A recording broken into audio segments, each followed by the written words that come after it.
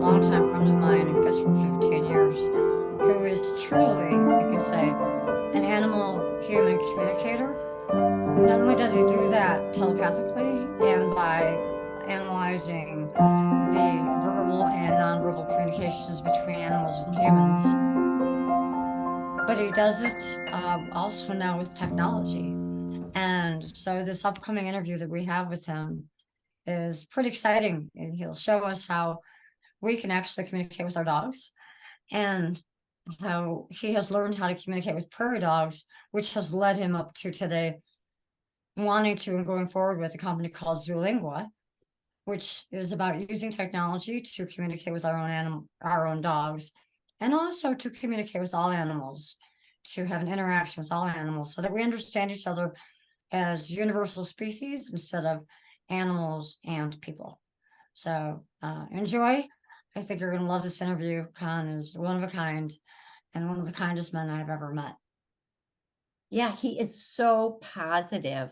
And the conversation was awesome. I mean, we talked about prairie dogs, nature, animal communication, plant communication, his childhood, and Reiki. I mean, we were discussing many topics that were so fascinating. And I mean, in his company, Zoolingual, this is not, what they sell right now where dogs can press a button, to tell you what they want. This is much more in-depth two-way communication via technology. So it's very exciting stuff. I know you'll enjoy it. We're even going to talking about plants talking to people and people talking to plants. Right. So we've evolved from animals to plants and the whole universe being connected in so many ways, which is really fun. Yeah, I mean, to finish it off, wonderful interview. I really personally enjoyed how he kind of connected the power of the mind to his scientific brain.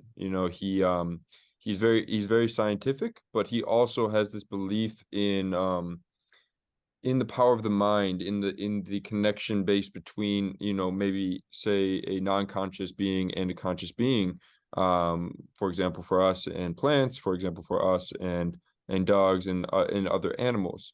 That really resonated with me, and I love that idea of a connection that we can't necessarily inherently sense through our five senses, but is there, and we know it's there, and we can, see results from that. So I think it was really interesting. I think the audience is going to find it really interesting, so I hope you enjoy. So we're pleased to present with you. Here's Khan Slobodchikoff. So anyway, I'm so delighted to have Khan Slobodchikoff with us today. I've known Khan for over 15 years, which is amazing. We're talking about how quickly time flies. And I've been following his work since he was at the first fire conference. He was talking about prairie dogs and about how he communicated with them. And he's known in the world as the real Dr. Dolittle. He's the founder of a company called Zoolingua, dedicated to decoding the animal languages and developing a pet dog translator with technology. He's the director of Animal Language Institute, bringing people together who study animal languages. He's professor emeritus of biology at Northern Arizona University, teaching and doing research in animal behavior. He's the author of Chasing Dr. Dolittle, Learning the Language of Animals, a book that shows that we have an enormous amount of information, that a variety of animals have languages of their own. And he's the author, with two other people, of Prairie Dogs, Communication and Community in an Animal Society, a book that summarizes Khan's research on prairie dog language and social behavior, as well as discusses the ecology and conservation of prairie dogs. Khan, welcome. Welcome to Hickory. Thank you. I'm glad to be here. One thing I want to ask Khan about before we start is that I find really fascinating, and I personally think adds to his story of me understanding how he can be as intuitive as he is about his background. Khan, could you talk to us about what happened when you were growing up a little bit? Sure. Well, I was born in China, in Shanghai, and my parents moved to the United States when I was a little kid. I spoke only Russian at that point. And so I was plopped down into what then was called grammar school, the beginning school. I spoke no word of English whatsoever, but somehow the teachers thought that I should be speaking English, that there was something wrong with me in that I didn't speaking any English. And so, for example, when everybody stood up to say the Pledge of Allegiance, I had no idea what was going on at that time, nor did I know the words. And I remember one of the teachers coming over and whacking me on the head with some sort of paper to make sure that I would stand up and say the Pledge of Allegiance. So I learned to stand up and sort of open up my mouth in rhythm without knowing any of the words. And gradually, I started to learn English. And what I had to do at that point was I had to translate from Russian into the rudimentary English that I knew. And then when I got a response, I had to translate that response into Russian. So it would take me a little while to say something, would take me a little while to respond. And the teachers consulted with an expert in child psychology, an internationally known expert who happened to be living in that city. And he concluded that children who know 2 languages invariably will stutter. So, I mean, never mind that 2/3 of the world's children speak multiple languages. Still, they put me into a class for stutterers, and I spent 2 painful years being yanked out of class and learning how to deal with stuttering, which I did not have. And finally, my pediatrician, who was well known socially in that city and knew all of the school board, wrote to the principal and said that he has heard me speak Russian, I don't stutter, and if they don't get me out of that class, then he will personally take up my case with the school board. Magically, the next day I was out of stuttering classes. But what that taught me actually was a very valuable lesson, although at the time I didn't realize that it was a lesson. It taught me that experts can be wrong. This man sincerely believed in his thesis that children who speak 2 languages will stutter, but he was wrong. I didn't stutter, other kids don't stutter. And that was a very valuable lesson, which I thought about when I started thinking about animal languages, because animals are pretty much in the same case that I was in. Clearly, as I show in my book, Chasing Dr. Dolittle, we have an enormous amount of evidence to show that animals do have languages of their own. But people assume that they don't. And people assume that animals cannot communicate any sort of meaningful information to anybody, themselves, to people, to anybody. And that was exactly the same position that I was in. I knew that I could speak Russian. I knew that I had thoughts. I knew that I wasn't stupid, but I couldn't convince anybody because everybody had this paradigm that if you are not able to speak fluidly and clearly, then there is something wrong with you. And that's the position that we put animals into. There's something wrong with them because they can't talk. They can't communicate.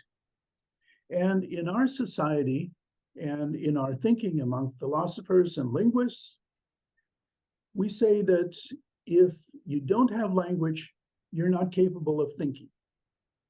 Now that's beginning to change because of work by Temple Grandin, who has shown that you can think in pictures.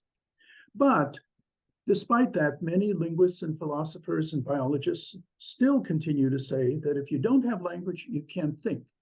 And if you don't have language, as they assume that animals don't, then therefore animals can't think. And therefore animals can't reason. They can't have hopes and dreams of their own. And therefore we can do whatever we want with them because they're just dumb brutes. They just work on programs of instinct, just like a robot would, working on a software program. They work on programs of instinct. So that led me into the whole question of animal language. And when I started working with prairie dogs, I started exploring this issue and eventually found that in the alarm calls of prairie dogs, they have different alarm calls for different species. They have an alarm call for a human, they have an alarm call for a coyote, another one for a dog, another one for a hawk. We found some other alarm calls for other animals as well. And within that, they can describe the physical features of the specific predators. So for humans, they can describe your size and shape. They can describe the color of clothes that you're wearing. They can describe how fast you're traveling. And when we analyze this, this has all of the linguistic properties of language. So we showed that prairie dogs have language, and now we're trying to show that other animals have language. And that takes me to dogs, where I think that dogs have a very distinct visual and vocal language. And so we're trying to build, using AI technology, we're trying to build a translator that will show people what their dogs are trying to tell them. And this, we hope, will help solve a lot of the behavioral problems that people have. You know, like Sharon talking to Simon and Simon talking to Sharon. I'm sure that Sharon would love to know what Simon is trying to tell her. And Simon is probably saying, oh, if only I could actually get across to her what it is that I'm trying to tell her. So a translator would bridge that gap and not only allow people and their dogs to communicate, but also would show other people that animals do have language and that animals have something to say that's of value to people. So anyway, that's my background in a nutshell. Oh, thank you. Yeah, that's perfect. And most of the time I know what Simon is saying. You know, I think we're, you know, I think this whole group here is very close to animals, and I think that we usually know what the animals are saying without judging them. I do wish I knew a little bit more sometimes of what Simon's saying, like which leg hurts or something like that. Yeah, that's fascinating. And Khan has, as the founder of Zoolingua, which I'm part of, behind the scenes, Khan has worked very hard to get a group together to develop the technology he's talking about to decode the language between animal and people. And he's bumped up against some pretty serious walls. One with the CEO who shocked us all with his demands after he started, and that didn't work. And that was very disappointing. And another one with a major corporation that he was working with to develop the same technology. And there was a huge blow on that side as well. So he has had to experience with his life's work in a short amount of time 2 major setbacks. And I've asked Khan to talk about, you know, we're all about hope, health, and healing. Khan is still going forward, you know, beautifully, trying to make Zoolingua the technology that we all really would love to have. And he has some asking. But why don't we talk a little bit about that, kind of like how you've dealt with those setbacks and what you do to keep you're one of the most balanced people that I know. And you've also had some of the biggest appointments from your life's work. So what would you describe some of the things that you do and have done that help you deal with hope, health, and healing from these challenges? Well, the challenge of getting Zoolingua going has certainly been immense. I thought initially that there would be lots of people who would be interested in giving us the money to help us build this pet translator, because lots of people have dogs, lots of people like dogs, and lots of people can relate to their dogs. And so I thought that people could see the value of something like this. And it has been disappointing that it has been so difficult to find people who can come up with the money that we need in order to develop this product. And so I have suffered disappointment through that. And as Sharon has said, I've gone down some blind alleys with people, with corporations. But here I am, still plugging away at it and still trying to make it work and still trying to get people to give us money so that we can develop this product. And I think that basically what that relates to is two things. One is that I'm absolutely convinced that this is a product that the world needs, and that this is a product that animals need in order to raise their stature in the thinking of people. Because right now we are sometimes pretty horrible to animals. And if we can raise people's thought consciousness about how they relate to animals, I think that this will change the world as far as people and animals interact. And just as a side story, when I talk to people about my work with prairie dogs, I always start with a conservation message and say that prairie dogs are rapidly declining. They're being killed off for parking lots, for development, and so on. We're down to about 2% of the numbers we had 100 years ago. And people's eyes glaze over because they've heard this message about elephants, lions, tigers, and so on. But when I tell people that prairie dogs can talk to each other, that they can convey meaningful information in their language to each other, people's eyes open up and they say, oh, maybe they're like us. Maybe we shouldn't be killing them. Maybe we should think about saving them. So I think that language is a good bridge for people to develop their empathy towards animals. So that is what's driving me, the idea that this is a product that the world needs right now. The other thing is that I always approach everything with a positive attitude. And I think, okay, this didn't work. Something is going to work eventually. Let's try something else. Oh, that didn't work. Okay, it's going to work out eventually. Let's try something else. And I keep at it and I keep at it until something actually does happen. And I have found that a positive attitude takes me a much longer way than a negative attitude. I could think, oh, okay, well, nobody's really interested in it. Why am I wasting my time? I should give up. I should go on to do something else. Why bother? But no, I believe in this. I believe in this wholeheartedly. And therefore, I'm going to keep trying and trying and trying until I finally get some results. And I think that a positive attitude really goes a long way, not only to doing something like this, but also in terms of health and healing. Because I have found that there have been times when I have gotten depressed for one reason or another. Work type things happened and I would get depressed. And almost invariably, when I would get depressed and start having a negative attitude about things, I would catch some sort of illness.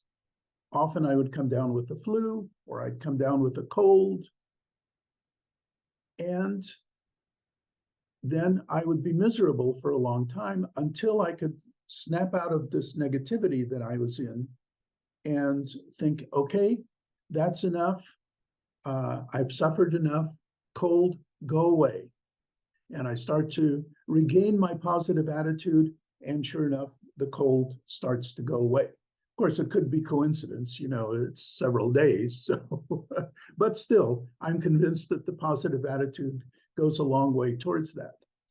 So I think that if you are able to maintain a positive attitude about things, no matter what life throws towards you, you're going to be much better off than if you succumb and think, okay, well, it's just not working. So it's really bad. I'm bad. I'm not worthy. I shouldn't be here, and so on. Then you're going to run into problems, not only with business related things, personal related things, but also health and healing related things. Yes, Anne. Can't hear you. And you're on mute. I'll just add that research actually supports what you said. I can't quote the exact research, but that those with positive attitudes towards life live longer and tend to be healthier. In addition, those with purpose in life actually have a stronger immune system because they feel that because of the purpose, the body is, the message is relayed to the body that we need to be really strong because of this purpose. So I strongly agree with you that when you have that positive view, or I got to do things so I can't be sick, it does help you get better. It may not prevent the illness, but it helps you get better. I agree. Sorry to interrupt, but that's fine. And actually, on an anecdotal basis, I have seen this with some of my colleagues who were professors at my university who finally reached retirement age. And so they retired, and then they would just sit around in a chair and watch TV or read magazines, and they lost their purpose. They lost everything that they were doing before. And within a couple of years, they died. Whereas other colleagues who had purpose, maybe they weren't doing exactly the same thing that they were doing while they were teaching and doing research, but they were doing something else that had a purpose, lived to ripe old ages. So on an anecdotal basis, I have certainly seen that. Yep, and Anne's a doctor and she knows. I know when I had cancer, my sister-in-law gave me Dr. Bernie Siegel's book, Love, Medicine, and Miracles. And Anne, did you ever read that? I have not yet, but I'm writing it down to add that to my list. I'll just send you one. I bought like 12 copies. And it taught me also about visualization and about learning through love how to visualize the healing process with the chemo and the radiation, and think of myself as the person that I always have been instead of the patient that I am. And I think that helped me tremendously with my own mind trying to get over the treatment and the effects of the treatment. Now, that's not easy for me to follow now, but that was my purpose then. And that was, like Anne was saying, a purpose, right? I had a purpose to get through that treatment with the assistance of Dr. Bernie Siegel's advice. So I really believe that helps me. And also, I think there's some other things that you do in your life that are really special, that make you unique, and help your ability to communicate with non-humans and humans. What are those? Well, one of the things that has helped me is that I learned this energy healing technique of Reiki because some time ago, I had debilitating headaches, migraine headaches that would just knock me out, and I could only lie in bed and keep my eyes shut and do absolutely nothing. And I went to my doctors, and they gave me all kinds of medication. I must have tried maybe 15 different kinds of pills for this, and nothing helped. And then one time, there was a fair of all kinds of things in Sedona, Arizona, and I went with my wife, and there was a booth that was offering free Reiki treatments. And my wife said, "Why don't you try that?" And at the time, I was classic scientist. I said, "No, there's no scientific evidence for this. This stuff doesn't exist. I'm sorry, it's completely bogus. I don't believe in any of this. I'm not going to waste my time." She said, "We're here. It's free. Try it." So grudgingly, to not disappoint her, I sat down, and they did a Reiki session of half an hour, and my headaches went away. They've never been back. So I thought, wow, I don't understand the basis for this, but it works. And that's sort of my skepticism message for the day. If it works, believe it. If it doesn't work, you don't have to believe it. Anyway, I thought I really should do this. And so I took classes in it. There are 3 steps in Reiki: Reiki 1, Reiki 2, and Reiki Masters. So I went through all 3, and I learned the different visualization kinds of things. I learned how to visualize moving energy around. And I still thought, okay, well, this is probably a placebo effect.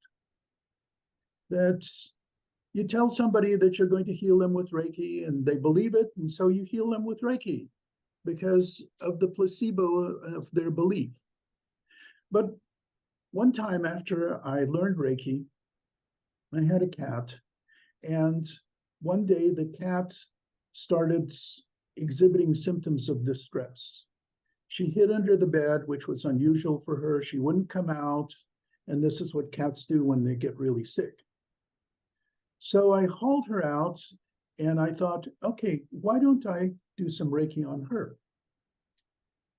So I did some Reiki, and I visualized in my head that there was some kind of black mass sitting inside her intestine. And so I visualized moving that black mass out of her intestine and out of her anus. And she sat there for a while and then ran off under the bed. But then half an hour later, she emerged, went to her litter box, and pooped out a black, large piece of plastic that she'd eaten. Wow. Now, as far as I know, cats don't have a placebo effect.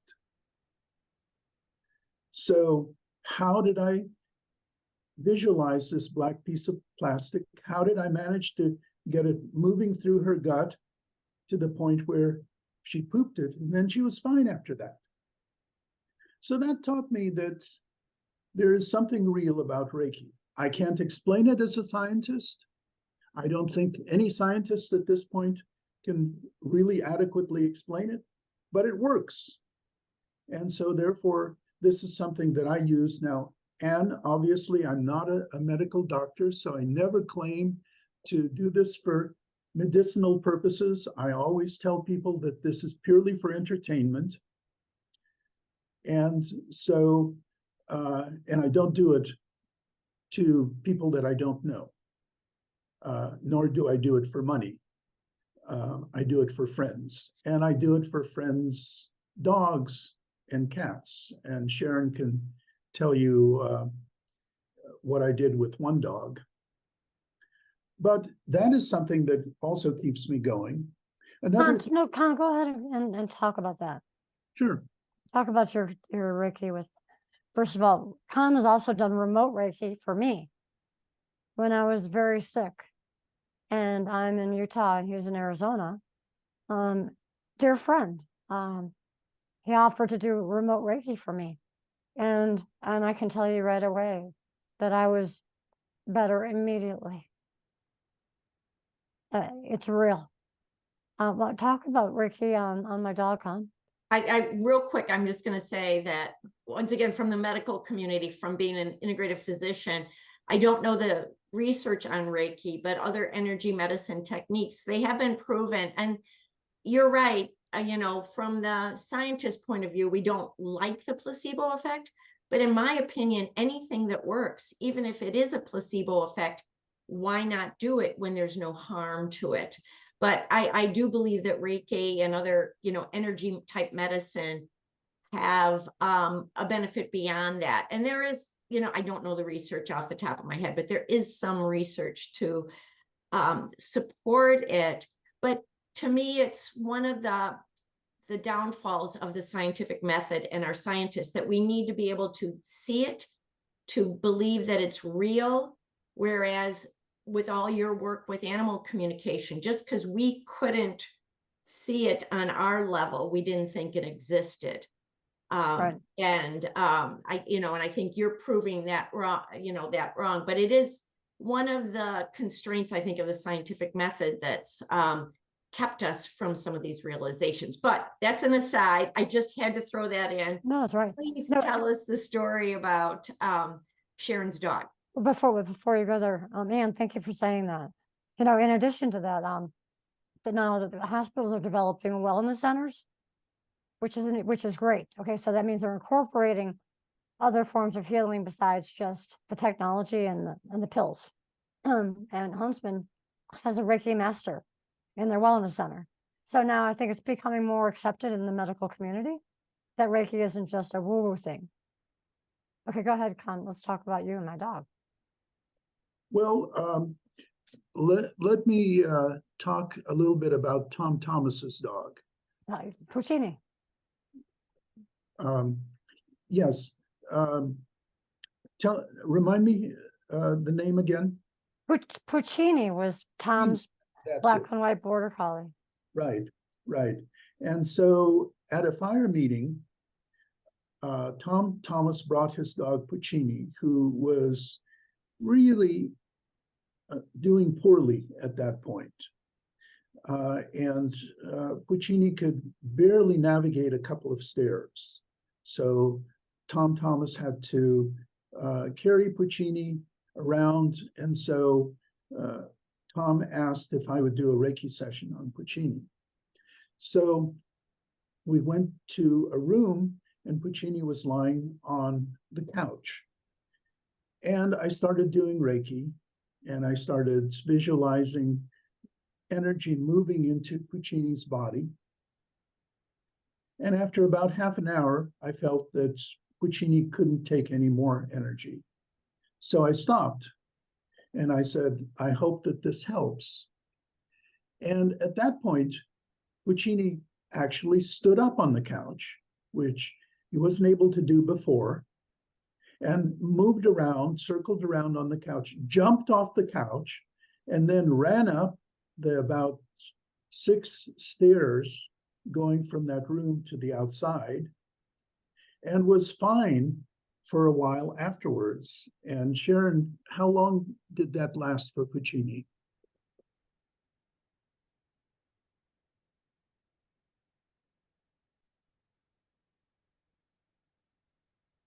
Sorry, You're on mute, Sharon.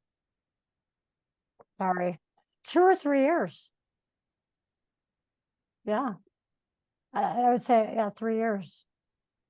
And then he was very old. You could only last so long. He died at 14 years old, 14 and a half. So yeah, you extended his life. right. He was much different. He was much different. Yeah. And it's just amazing how something like this actually does work. And again, as I say, that animals, we assume, don't have a placebo effect. So therefore, to me, actually, as a scientist, that is some validation that it works. Because otherwise, scientists are trained to doubt everything. And as you say, Anne, the limitations of the scientific method are that, first of all, in the scientific method, you're supposed to do experiments, which means that, at least with people and with animals, you have to have a number of individual people or individual animals for a sample size that's adequate, which you can analyze statistically. And if you have a sample size of 1, you can't do an analysis statistically. And even if you have a sample size of 4 or 5, it's really hard to do a statistical analysis. So you need large sample sizes for something to work. And with some of these things, they are so elusive and there's so much individual variation that it's really hard to come up with a statistical analysis that shows a positive effect. So that's why science can't tackle these kinds of things.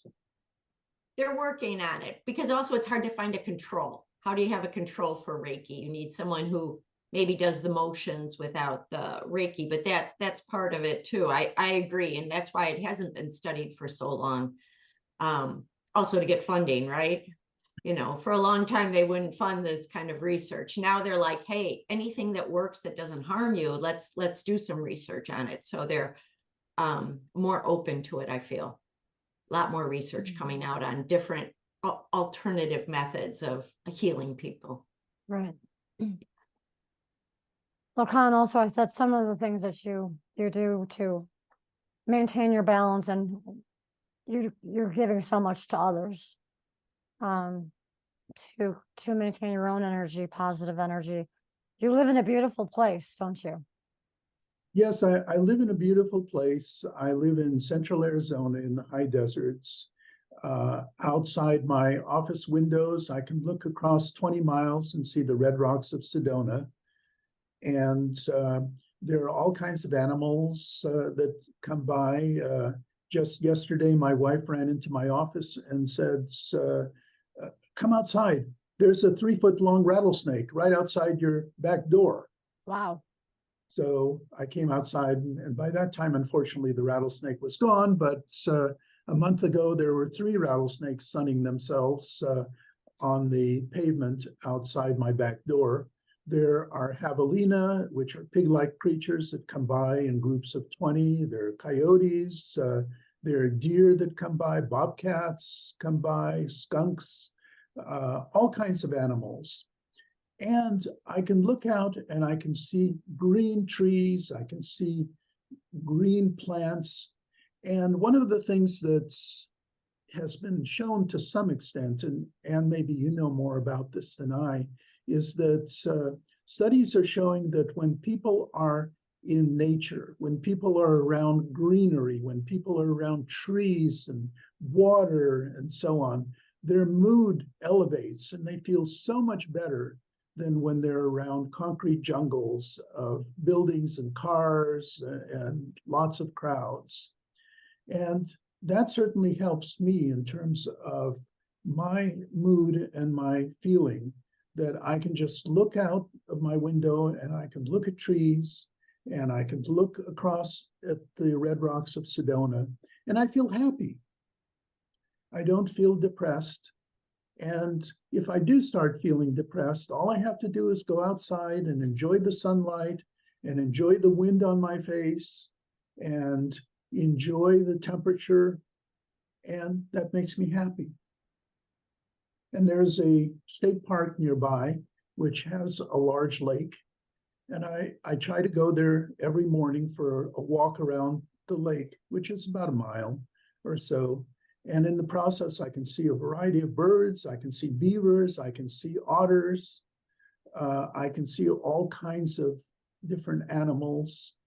And again, that elevates my mood and it makes me feel happy. So I think that being in nature is one of the keys for people. When they feel depressed, get them out into nature and let them enjoy nature, and that will elevate their mood. Anne, do you have any thoughts about this?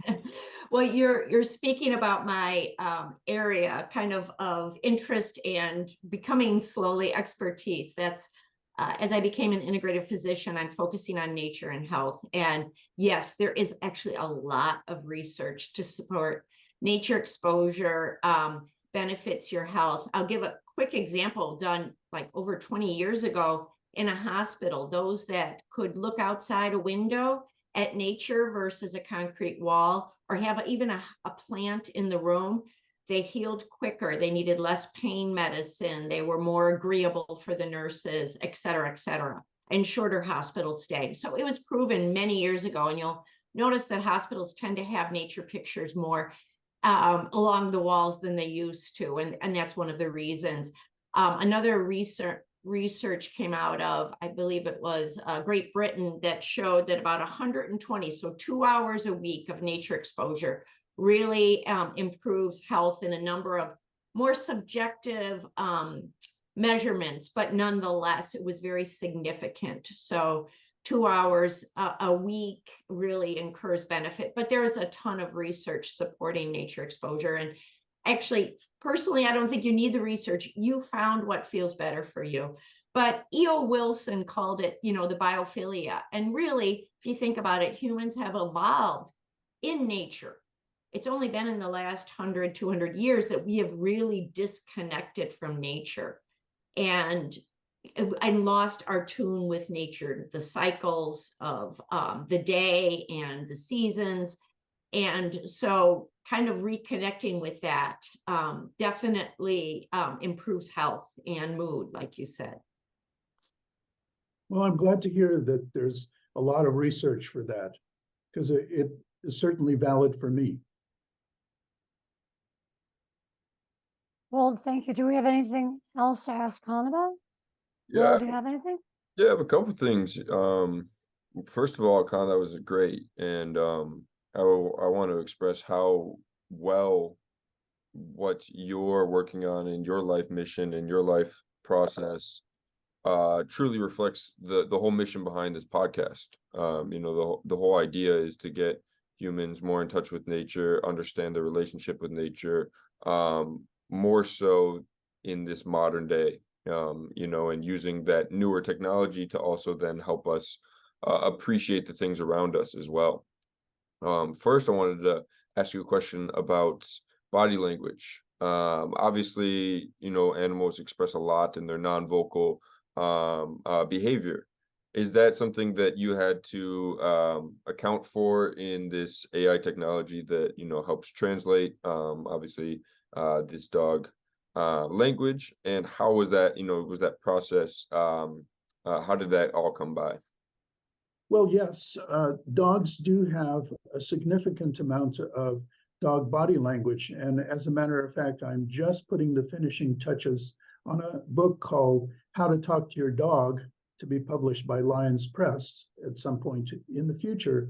And I talk a lot about dog body language and what different kinds of movements of various parts of the body actually mean. And with dogs, they move their body around in just the same way that we string words into a sentence. So you can have the tail moving, you can have the ears moving, you can have the mouth moving, you can have the eyes moving, and all of that is the equivalent of sentences. And also dogs modify that with vocalizations, with whines and growls and barks and things like that. And people have come to me and they have said, well, body language really isn't a language. It's just some sort of instinctive movements.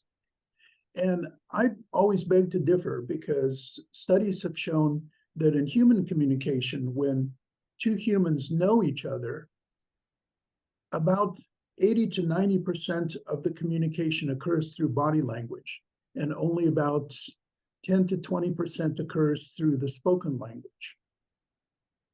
So, and also people like Paul Ekman, who's a psychologist who studied body language in humans, has shown that humans have micro expressions, really fast movements of the eyes, of the mouth, of the nose, that are picked up by other humans on a subconscious level that we don't even notice. But it's something that influences how our message is received. And so body language is something that is common to us. It's something common to dogs. It's common to a lot of different animals as well. Absolutely. Yeah, it's super interesting. And to be able to then account for that and then be able to translate it, I'm sure is, you know, no easy task, but, you know, commendable that you're doing that. So I'm excited for that book that should be coming out at some point. Yeah, I think Kanye was saying it's maybe at the end of this year we can get it on Amazon. Yeah, I'm sure that it will be out on Amazon. I'm just not sure what the timeline is. I'm supposed to get this in 2 weeks to the publisher. And from there, I don't know how long it takes to actually publish a book these days. Right. And remind And- the audience what the name is. It's called How to Talk to Your Dog. Nice. Right. How to Talk to Your Dog is your book that we hope to be able to buy for Christmas presents by the end of this year. And so, Zulingua, you have people in place to develop this technology, and I believe this is a small amount of money in a startup company. I believe you were saying that you need $100,000 to be able to get this going. Is that correct? Yes, we basically need about $100,000 to do the initial data collection to build the AI model. So it's not a lot of money, but surprisingly, it has been very difficult to even come up with that much money from people. But we have all of the design for the data. We have everything in place. We have the people in place. We have the facilities in place. Now we just need money to pay people. Right. Unfortunately, most people don't seem to work for free. Right. I think there's got to be a better way of us trying to get the word out about about the work that you do and the need to raise these funds, with a GoFundMe project or something. Right. Right. And I know that everybody asks everybody for money, I'm always asking for money for a board that I'm on, and I'm with you, and I need to start working on that as well for you. So, is there anything else we want to talk about? I just wanted to mention sort of a word of encouragement, and also to see if you've looked into it at all. Similar to animals, that humans feel they're not intelligent because we don't understand their world of communication. Recent research, and actually research that went back a ways, is showing similar results for plants and trees. I don't know if you're familiar with Robin Wall Kimmerer or Suzanne Simons, and I think both of them had trouble with people believing them. And I think that their research was ridiculed. And for that reason, it took a long time for people to accept it. And now people actually believe the research. It's been verified, and they're going forward. But they had many obstacles showing how trees communicate by taste, touch, with almost all the senses, or basically all the senses that humans have. They are able to communicate with other trees nearby through they call it the world wood web, underneath the ground, through the fungi connections. And I'm sure you're familiar with some of that, but I just see a huge similarity with the obstacles you faced with people believing you, and probably also spending money on it, than with the plant world. And I think, again, it's sort of an example of how some of the scientific method has failed us, because if we can't visualize it, we have not believed in it. So I'm so happy, and you may have a comment on that, but I'm so happy that you're persevering and continuing your research, because especially with animals, people can relate to that. And there's so much benefit in the future with being able to really understand them so much more. Can you imagine having that kind of technology in shelters, in kill shelters, where people come in and actually can say that this dog is saying this to you? I think that would change everything. Absolutely. And to your point, Anne, I think we're finding out that plants are just amazing in what they can do. And as you say, they can do the same kinds of things that we do. But since they're rooted in one space and they don't move, we have always assumed that they're just blah. But we're finding out that that's not true. So there's a lot about the world that we still don't understand. And there's a lot about the world that we're trying to find out. And science has been enormously useful to us for finding out much of the world, but also science does have its blinders, and science limits the way that we look at the world. And maybe if we looked at the world through science, yes, but through accepting alternatives as well, then maybe we would have a much better world around us. It was funny, just to bring up something. Larry Smarr was the last interview on the podcast. And I think he has 150 orchids in his home. Is that right, you guys? And he spends every day, he goes and he spends time with each orchid, talking to it, touching it, smelling it, watering it a tablespoon a week. I guess a tablespoon a weekend. You're on mute. You're on mute. I think depending on the size Yeah. and, yeah, But, he you know, rotates them. those are his children. And he puts them in plant daycare when he goes on vacation. And has a huge truck that comes and gets them and takes them, and then he comes back home and he spends extra time with them, and they're doing beautifully. It's just, we're one universe with many beings that are all connected, I think, is sort of the message here. And we need to open our eyes to all those around us and be sensitive with love to try to take care of each other and ourselves. I once knew a person who had a greenhouse full of orchids. It wasn't a large greenhouse. It was like maybe 20 feet long or so. And it was full of orchids. And he loved buying orchids. He loved bringing them into the greenhouse. But he had a volatile temperament. And whenever something went wrong, which was often, he would curse a blue streak, yelling at the top of his voice at these orchids. And he never could understand why they all died all the time.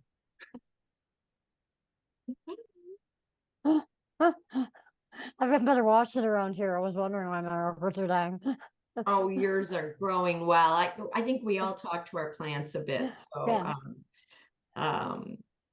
it definitely helps. They've done studies on that, right? They tried to say Yeah. Mozart was plants preferred, and now I think they're just saying music, and it varies. Yeah. And I Right. didn't read all the research, but Well, it kind of, from a person that just learned about it, Reiki, today, listening to you, and for the audience, that's REIKI. It kind of sounds like you're moving energy into those plants as well. It's kind of a form of that, of where, you're discussing and you're talking and you're communicating with, and it's kind of a form of that energy trade. In my regard, I didn't really process the idea of trading energy to something other than myself. My history with this kind of thing is the power of the mind. I always tell people, and they never believe me, is like, I'm really tall, about 6'6", and I was never supposed to be this tall. But when I was younger, I would always, before bed, I would stretch, and then I would tell myself while I was going to bed, I'm going to grow, I'm going to grow, I'm going to grow. And it was this I put energy from my head and belief and positive mindset into it, and I kept just growing taller and taller and taller, way past what the doctor said I was going to be. And I got to a height that I had in my head. I wanted to be this height, this height, this height, and I got to that height. So I'd never had a word for it with the Reiki. I usually said power of the mind. I think that we have a lot more that goes beyond that goes beyond our five senses. And there's something there to be aware of.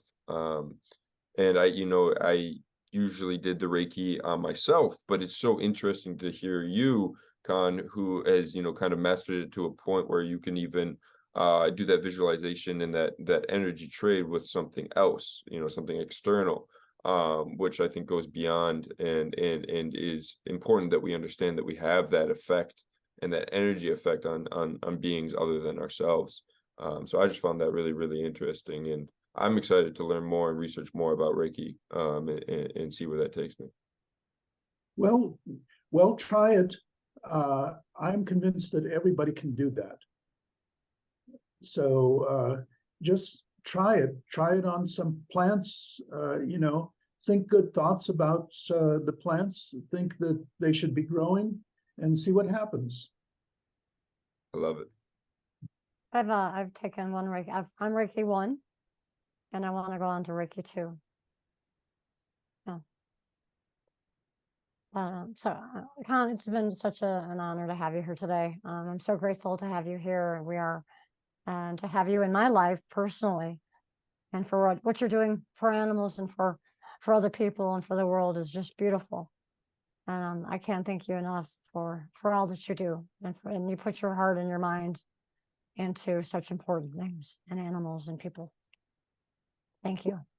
Thank you all for having me. I certainly appreciate this discussion, and it's been a lot of fun. And Sharon, I appreciate you very much, and I appreciate Anne and Will too.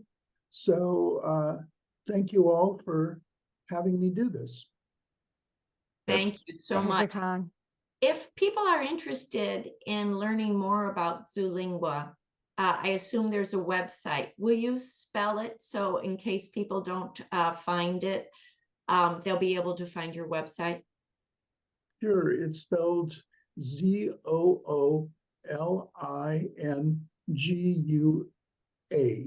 ZOOLINGUA.com, zoolingua.com. And can Perfect. people contribute on that website, Con? No, we don't have any monetary contributions set up, but people can contact us with ideas and information and volunteering and so on. That's certainly a possibility. Right, and you're also on some social networks, one which is Facebook, right? Well, I'm on social networks. One of the things that I do for my mental health is photography. And so I have two photographic sites, one called artabstractphotography.com, where I put up and sell some of my more abstract type of photographs. And then I also have on Instagram, Art Abstract Photography on Instagram, where I put up some of my more experimental type of photographs. I'm trying to think if people want to contribute to help you along with Zulingua, what's the best way to do that? Um, How do they contact you? well, probably the best way is to send me an email at con.slobodchikoff@gmail.com. Want to spell your last name slowly? Con, C-O-N, dot Slobodchikoff, so that's